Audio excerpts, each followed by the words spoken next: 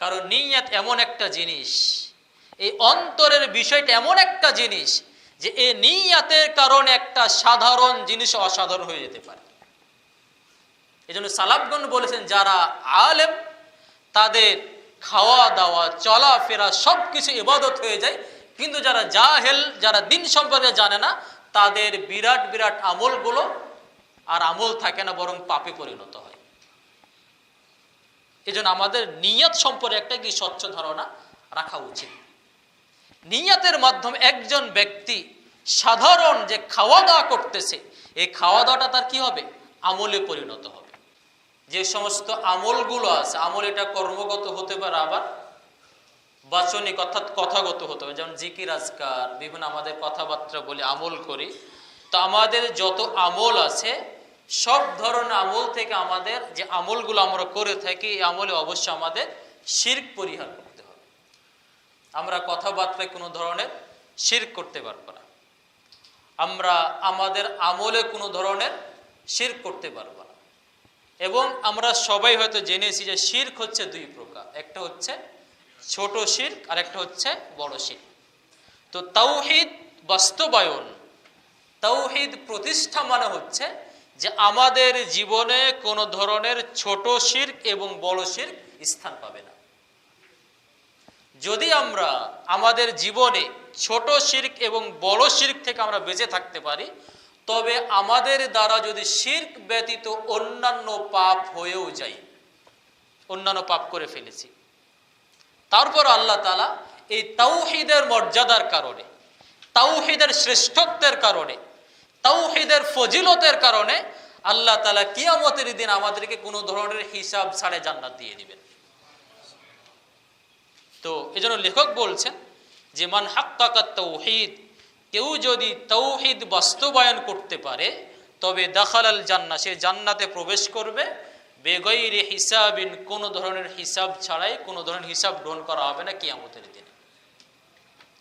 তো এরপরে লেখক রাহিমাহুল্লাহ তিনি একটা আয়াত এনেছেন। আল্লাহ তাআলা বলছেন ইন্না ইব্রাহিমা কানা উম্মাতান কানিতান লিল্লাহ, অর্থাৎ ইব্রাহিম আলাইহিস সালাম ছিলেন কানা উম্মাহ, তিনি একাই একটা জাতি ছিলেন। তিনি একা একটা কি ছিলেন? জাতি ছিলেন। কথাটা কিন্তু গুরুত্বপূর্ণ। বলছেন তিনি একাই একজন কি ছিলেন? জাতি ছিলেন। তার মানে জাতি বলতে আমরা কি বুঝি? একটা বিরাট দল থাকা লাগবে। কিন্তু আল্লাহ বলছেন তিনি একাই একজন কি ছিলেন? জাতি ছিলেন। তার মানে হচ্ছে আমি যদি সঠিক দিনের ওপরে যদি থাকি, আমি যদি সঠিক বিশ্বাসের ওপরে থাকি, আমি যদি সঠিক মানহাজের ওপরে থাকি এবং গোটা পৃথিবী যদি অন্য দিকে চলে যায়, তারপর আমি একাই 100, আমি একাই 100, আমি একাই একটা উম্মাহ তৈরি করে ফেলেছি। এজন্য অনেক সালাফ বলেছেন যে তুমি যদি একাই দিনের ওপরে থাকো, তুমি যদি একাই সঠিক পথের ওপরে থাকো, তবে তুমি একাই একজন উম্মাহ। কে কি করছে এটা তোমার দেখার বিষয় নেই, তোমার ভয় করার কিছু নেই। তুমি বলবে যে সবাই কোন দিকে চলে গেছে, হয়তো আমি ভুলের উপরে আছি, হয়তো আমি বিপদে চলে যাচ্ছি, কিন্তু না, আল্লাহ তাআলা বলছেন যে না, ইব্রাহিম তিনি একাই একজন কি ছিলেন? উম্মাহ ছিলেন। কারণ তিনি একাই দিনের ওপরে কি ছিলেন? অটল ছিলেন। তিনি আল্লাহ তাআলা বলছেন যে ইন্না ইব্রাহিমা কানা উম্মাতান, অর্থাৎ ইব্রাহিম তিনি একাই একটা জাতি ছিলেন, একাই একটা উম্মাহ ছিলেন। তার মানে এই অংশ থেকে আমরা বুঝতে পারি যে দিনের পথে চলতে গিয়ে যদি সবাই বিপথে চলে যায়, যদি আমি একাই যদি নিঃসঙ্গ হয়ে যাই, তবে এখানে ভয়ের কিছু নাই। আমি তখন এই আয়াতকে মনে করব আল্লাহ তাআলা বলেছেন যে উম্মাহ ছিলেন ইব্রাহিম একাই, অতএব আমি যদি একাই থাকি, অন্যরা যদি চলে যায়, তবু আমি একাই উম্মাহ, এটা আমি ধারণ করে তখন আমি সান্ত্বনা নিব এবং সামনের দিকে আমি তখন চলবে ইনশাআল্লাহ। এরপরে আল্লাহ তাআলা বলছেন কানিতান লিল্লাহ, ইব্রাহিমের ক্ষেত্রে বলছেন কানিতান লিল্লাহ। কানিতান লিল্লাহ বলতে বোঝাই যে যিনি সর্বক্ষণ একদম 24 ঘন্টা যিনি আল্লাহ তাআলার আনুগত্যে থাকেন। আল্লাহ তাআলা বলেন তিনি ছিলেন একাই একটা উম্মাহ এবং তিনি সর্বদা ছিলেন আল্লাহর আনুগত্যশীল। এখন প্রশ্ন হতে পারে যে সর্বদা আল্লাহর আনুগত্য কিভাবে হতে পারে? আমরা আমাদের জীবনে কিভাবে সর্বদা 24 ঘন্টা আমরা আমাদের জীবনকে আল্লাহর আনুগত্যের মাধ্যমে কাটাতে পারি। এজন্য আমাদের বুঝতে হবে যে ইসলামে একটা অত্যন্ত তাৎপর্য জিনিস হচ্ছে নিয়ত।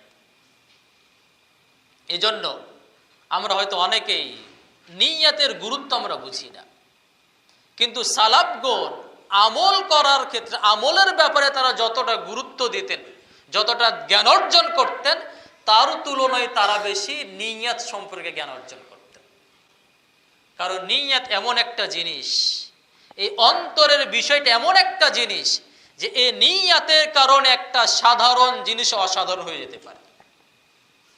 এজন্য সালাফগণ বলেছেন যারা আলেম তাদের খাওয়া দাওয়া চলাফেরা সবকিছু ইবাদত হয়ে যায়, কিন্তু যারা জাহেল, যারা দিন সম্পর্কে জানে না, তাদের বিরাট বিরাট আমলগুলো আর আমল থাকে না, বরং পাপে পরিণত হয়।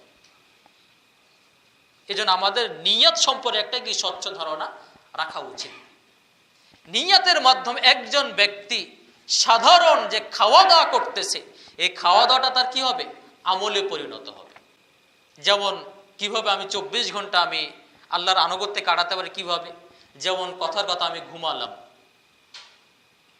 আমরা হয়তো 7-8 ঘন্টা ঘুমাই, তাহলে আপনি যদি নিয়ত করেন যে আমি এই ঘুমটা ঘুমালাম যাতে করে আমার শরীরটা ঠিক থাকে এবং আমি এর মাধ্যমে আল্লাহ তাআলার ইবাদত করতে পারবো, তাহলে আপনার এই ঘুমটা কি হয়েছে?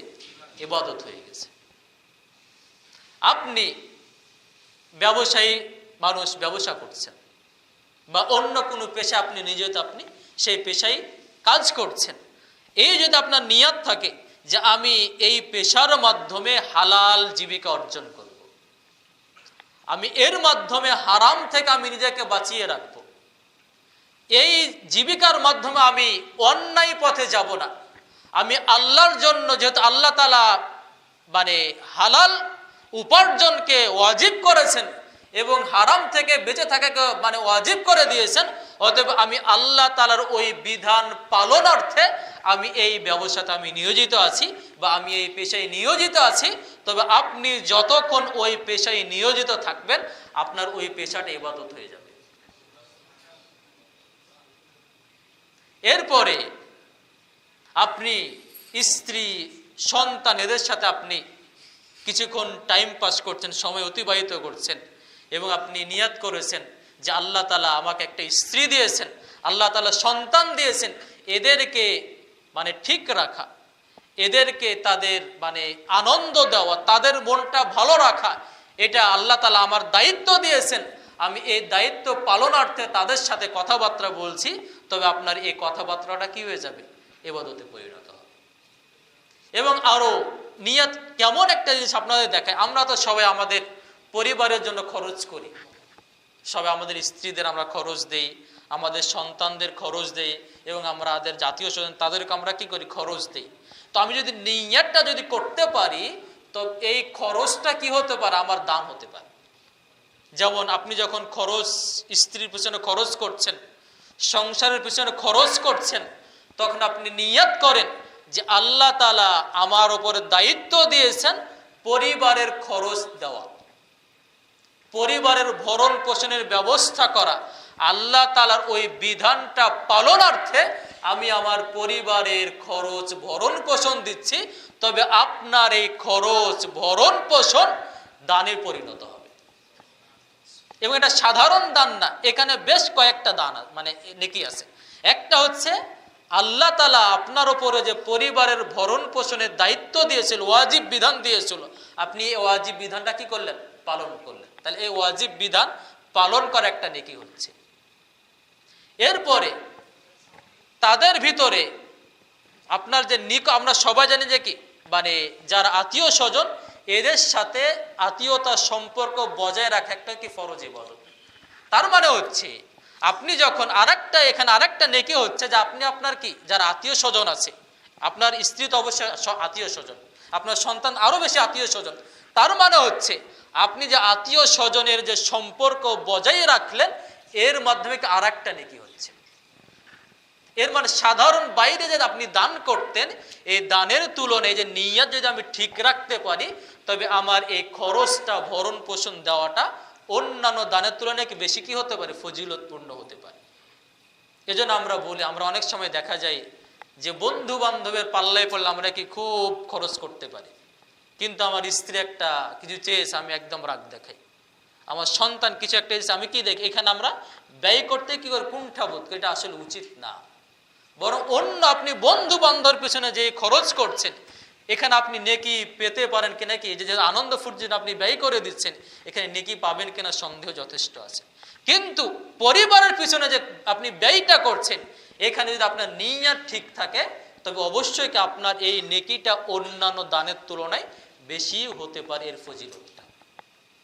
এই জন্য আমাদের উচিত হচ্ছে যে আমি যে কোনো কাজ করি, আমি যে কোনো পদক্ষেপ গ্রহণ করি, আমি প্রত্যেকটা করব, প্রত্যেকটা কাজের পিছনে আমি একটা ভালো নিয়ত করি যে আমি ভালো নিয়তে করছি, আমি দিনের জন্য করছি, এর মাধ্যমে আমি দিন পালন করছি। তবে আপনার কি ওই 24টা ঘন্টা কি হবে আল্লাহর আনুগত্যে কাটবে। বুঝা গেছে? তাহলে আমার চলা, আমার ফেরা, আমার ঘুম, আমার ব্যবসা, আমার পেশা সবকিছু কিন্তু ইবাদতে কি হবে পরিণত হবে।